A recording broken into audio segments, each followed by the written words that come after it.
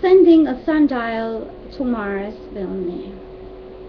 The science guy would like to discuss with us our place in space, not with black holes or multiverses, but here on Earth, where his dad was born.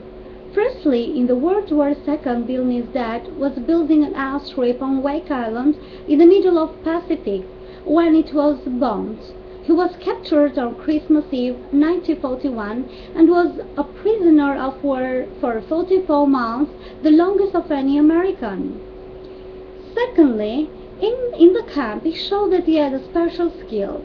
He could tell time by sticking a shovel in the sand, creating a sundial to replace the watches that were confiscated. After returning, he became obsessed with sundials.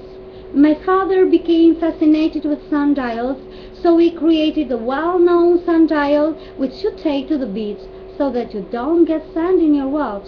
"Oh, everyone is one, believe me," said Bill.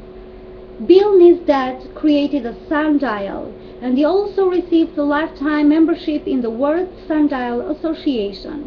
He wrote articles for the Washington, D.C. area newspapers and eventually wrote a book about sundials, and that's when he was given a lifetime membership in the North American Sundial Society. Thirdly, growing up with his father, Vilni himself developed SOD, Sundial Obsessive Disorder.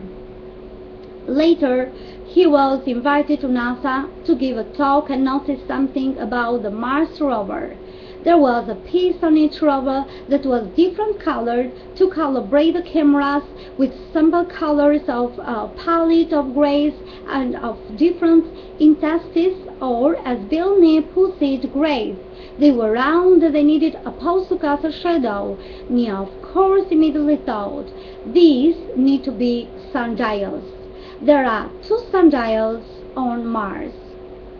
And then he came to the end of his speech using these words: "You can build your own sundial very easily, with a stick and a ping-pong ball.